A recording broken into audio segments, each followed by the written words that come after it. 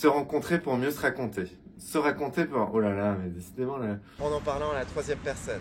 Par exemple, timidité. T'as pas mis ton micro. Pardon? T'as pas mis ton micro. Deuxième exemple sur la pratique narrative. Ça marche pas? Je continue là. Deuxième exemple sur la pratique narrative, c'est...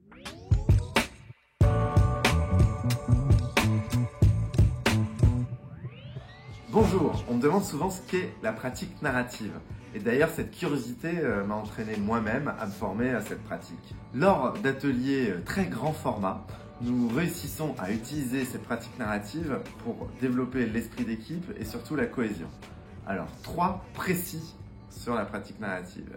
Premièrement, la pratique narrative, c'est surtout se raconter pour se rencontrer. C'est la phrase de Paul Ricoeur, elle nous inspire et c'est aussi cette façon-là que l'on distille dans les ateliers Autrement Formation, l'identité de chacun. Par exemple, chacun va nous dire sur des affirmations ou sur des questions qui a déjà pris le métro dans le sens inverse. Moi ça m'est arrivé, c'est une anecdote que j'ai envie de partager et comme ça on crée des liens. Et cette façon de se raconter nous permet de nous rencontrer puisque l'identité elle aussi est narrative.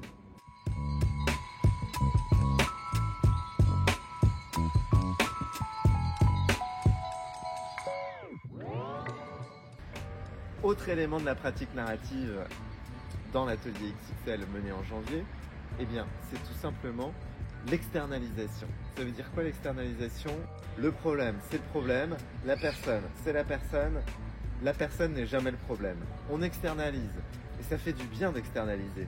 C'est-à-dire, au lieu de dire je suis timide, quand timidité pointe le bout de son nez, j'arrive pas à faire cette vidéo.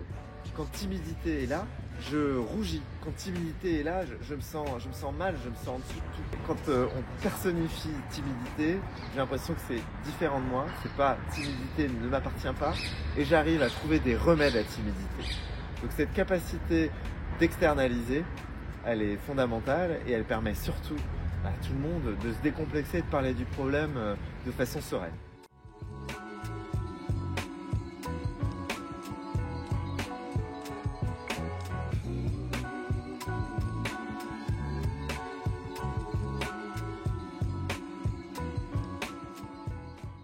Troisième point, ce sont les fines traces. Les fines traces, c'est quoi?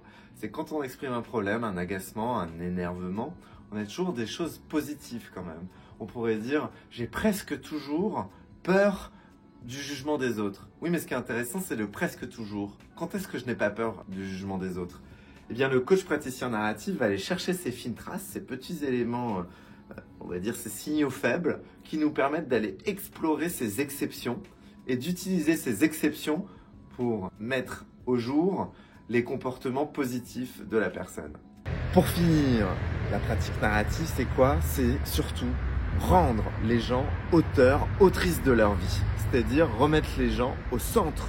Donc la pratique narrative, c'est de l'externalisation, ce sont les fines traces, et puis c'est se raconter pour se rencontrer, et c'est tellement plus.